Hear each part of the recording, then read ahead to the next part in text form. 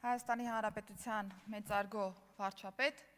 ազգային ժողովի մեծարգո նախագահ, հարգելի պատգամավորներ, կառավարության հարգելի անդամներ, սիրելի ժողովուրդ։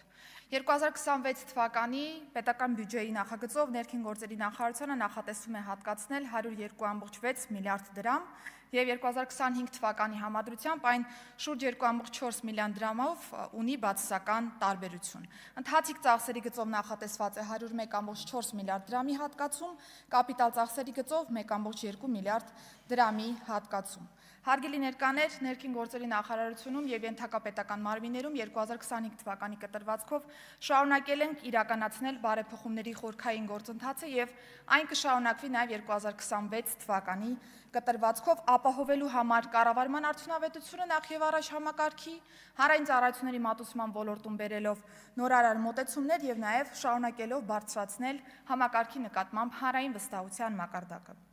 Նախարարության լիազորությունների շրջանակը բավական լայն է և բազմաշերտ է, այն առնչվում է ողջ հասարակությանը, անկախ ազգությունից,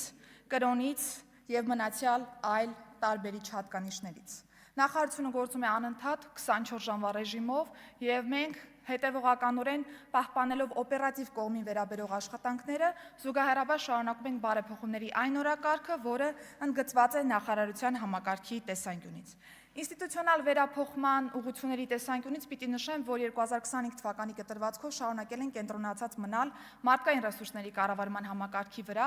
և ընթացիկ տարում ավարտել ենք ներքին գործերի նախարարության միասնական կրթահամարերի ձևավորման աշխատանքները, որը համակարգի որակյալ կադրերի ապահովման հենասյունային բաղադրիչն է լինելու այս տեսանկյունից։ Ընդունվել է ոստիկանության բարևարկության և կարգապահական կանոնագիրքը և հարակից օրենսդրական փոփոխությունները, որով նախատեսվում է բարևարկության ստուգման նոր համակարգ և նաև կարգապահական նոր կանոններ համակարգի ծառայողների տեսանկյունից։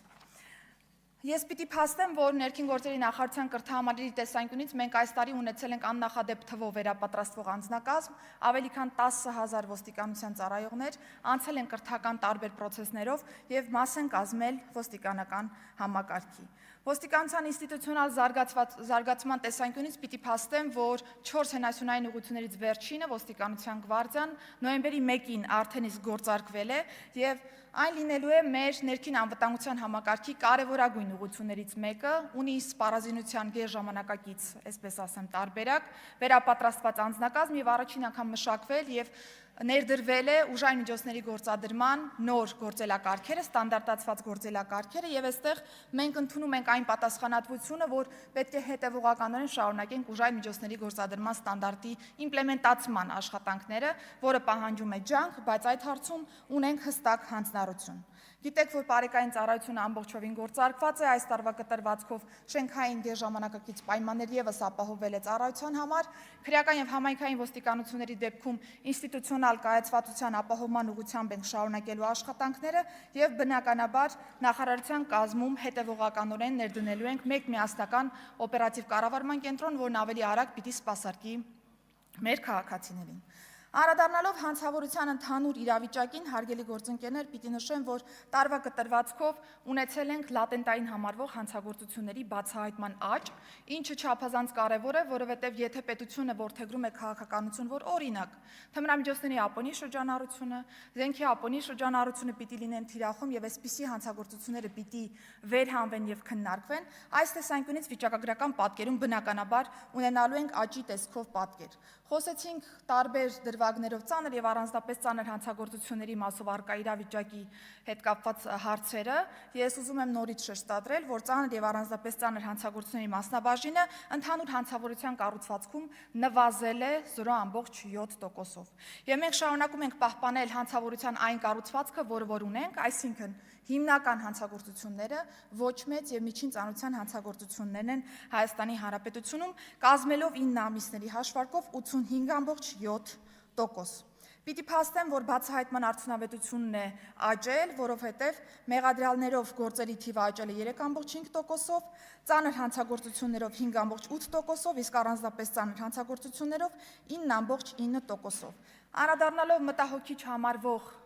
և վերջերս նաև տարբեր առիթներով քննարկված թեմաներին, որը սպանություններին է առնչվում, ես պիտի փաստեմ, որ էական աճ վիճակագրության տեսանկյունից մենք չենք դիտում, ընդհանուր հանցավորության կառուցվածքում շարունակում է տոկոսայնությունը կազմել 0.2%, իսկ համաշխարհային ընդհանուր ցուցիչներով Հայաստանը շարունակում է համաշխարհային միջին ցուցանիշից, որը 5.8 է, մեզ մոտ ունենալ ընդամենը 2-ը։ Իհարկե, այստեղ պիտի գանք խնդրի հիմքերին, այսինքն ճիշտ է, ցուցանիշները բավական ցածր են, բայց մենք դեռևս շարունակում ենք մտահոգիչ համարել այս իրավիճակը, որովհետև հատկապես մարդու դեմ ուղղված հանցագործությունների եւ այլ դրվագներով, նաեւ տարբեր խումբ հանցագործությունների մասով պիտի հասկանանք ոնց ենք լուծում այս խնդիրը հանցավորության կանխարգելման տրամաբանության մեջ, եւ մենք հաճախ նկատում ենք, որ ինֆորմացիոն աղմուկի մեջ մոռանում ենք անգամ դեպքը, դեպքի հիմք հանդիսացող հանգամանքները, դեպքի իրական պատճառները, առհասարակ հանցավորությունը, ինչ քայլեր է ձեռնարկվում այս ուղղությամբ պետության կողմից եւ դրանք երբ եւ ինչպիսի արդյունքներ են տալիս։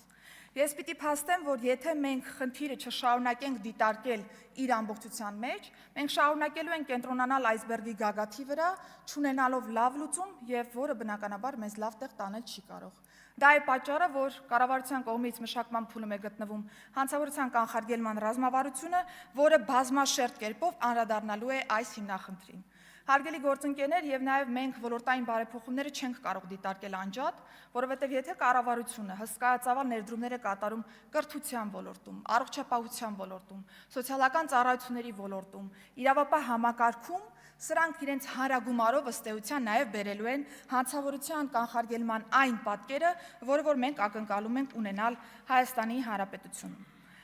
Անդրադառնալով ընդհանուր առմամբ նաև հանրային ծառայությունների ոլորտին, ես պիտի անդրադառնամ միգրացիոն ոլորտում մեր ունեցած կարևոր նվաճմանը։ Գիտեք, որ Եվրոպական միության հետ մենք սկսել էինք վիզաների ազատականացման երկխոսությունը եւ արդեն նոյեմբերի 5-ին հայկական կողմին պաշտոնապես հանձնվել է վիզաների ազատականացման գործողությունների ծրագիրը։ Հարգելի գործընկերներ, ես ուզում եմ եւս մեկ անգամ հստակեցնել, որ այս գործողությունների ծրագիրը ըստ էության ցույց է տալիս, որ այն ուղղությունը, այն ոլորտային բարեփոխումների օրակարգը, որը Հայաստանի Հանրապետությունը ունի, ամբողջովին արտացոլված է գործողությունների ծրագրի մեջ։ Այսինքն մենք չունենք որևէ նորություն, որևէ նոր ուղղվածություն, որը մինչ այս պահը կառավարությունը իր ծրագրի եւ ոլորտային բարեփոխումների կտրվածքով չի քննարկել կամ գոնե թե չի ցանկացել հարցին անդրադառնալ։ Հետևաբար ուրախությամբ պիտի փաստեմ, որ մի շարք միջոցառումներ, որոնք նախատեսված են 74 կետերում, արդեն իսկ իրականացվում են կառավարության կողմից, որոշները ունեն համապատասխան ընթացք։ Դրանցից կարևորը թերևս փաստաթղթերի անվտանգությունն է։ Ես ուզում եմ հատուկ նշել, որ մենք էական առաջընթաց ունենք բիոմետրիկ համակարգի ներդրման ուղղությամբ։ Գիտեք, որ մենք կնքել ենք համապատասխան պայմանագիր ֆրանսիական ընկերության հետ։ Ֆրանսիական ընկերությունը Հայաստանում հիմնադրել է Հայփաս փակbaşıնետիրական ընկերությունը, որն այս պայծրությամբ մեզ հետ ակտիվ աշխատում է այս աշխատանքների իրականացման ուղղությամբ։ Ես պիտի փաստեմ, որ առաջիկայում դուք կտեսնեք մեծածավալ շինարարական աշխատանքներ թե Երևանում եւ թե նաեւ հանրապետության բոլոր մարզերում, որովհետեւ գրասենյակների շինարարության կտորը բավական ակտիվ կերպով ընթանալու է առաջիկայում եւ նաեւ շեշտեմ, որ առաջիկա օրերին նաեւ կսկսենք արտադրությունը արդեն նույնականացման քարտերի բլանկների տեսանկյունից։ Վերջնարդյունքում 2026 թվականի արդեն երկրորդ կիսամյակին կտեսնեք արդեն բիոմետրիկ համակարգի գործարկումը Հայաստանի Հանրապետությունում եւ մեր քաղաքացիները ի վերջո կստանան բիոմետրիկ անձնագրեր եւ նույնականացման քարտեր։ Անդրադառնալով հակիրճ նաև փրկարար ծառայությանը պիտի փաստեմ, որ բարեփոխումների օրակարգում մեծ տեղ ունի նաև փրկարար ծառայության ռեֆորմները։ Տարվա կտրվածքով վարչապետի գլխավորությամբ քննարկել ենք նաև փրկարար ծառայության արդիականացման հայեցակարգը, այն հաստատվել է, մինչև տարեվերջ կենտրոնական ապարատի փոփոխությունները կապահովենք եւ արդեն հաջորդ տարվա կտրվածքով կանադառնանք տարածքային ստորաբաժանումներին։ Բյուջեի մասով բնականաբար կան հատկացումներ նաև փրկարար ծառայության գույքի արդիականացման ուղղությամբ, ընթացիկ տարում եւս մեծածավալ գնումներ են նախատեսված, մինչև տարեվերջ կունենանք մատակարարումներ եւ 26 թվականին եւս կունենանք որոշակի խմբականակ մատակարարումներ։ Նոյեմբերի 1-ից լուծարման գործընթացում է գտնվում նաեւ տեխնիկական անվտանգության ազգային կենտրոն ՊՕԱԿ-ը եւ մենք միաժամանակ բարելավելու ենք հանրապետական կտրվածքով տեխնիկական անվտանգության ապահովման